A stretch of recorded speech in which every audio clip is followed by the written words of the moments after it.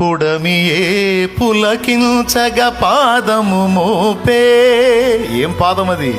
యేసయ్య పాదం. ఆహా, నా సృష్టికర్త ఇప్పుడు నాలో నడవడానికి వస్తున్నాడు, నాలో తిరగడానికి వస్తున్నాడు. ఆయన నాలో సంచరిస్తాడు, తన పవిత్ర రక్తాన్ని నా మీద కార్చడానికి వస్తున్నాడు. ఖచ్చితంగా ప్రకృతి స్వాగతిస్తుంది. గాలి స్వాగతం పలికుండాలి అని నేను అనుకుంటున్నాను. ఆకాశ నక్షత్రాలు సందడి చేసి ఉండొచ్చు. ప్రకృతి ఎన్ని రకాలుగా స్పందించిందో. రేపు మనల్ని అక్కడికి యేసయ్య తీసుకెళ్ళినాక, యేసయ్య నువ్వు భూమి మీదకి వచ్చినప్పుడు అసలు ఎలాంటి స్పందనలు కలిగినాయి ప్రకృతిలో అనేది అడిగితే చూపిస్తాడు. వీచే గాలి రాయ్యా రా అని స్వాగతించి ఉండాలి. వెలిగే తార సందడి చేసే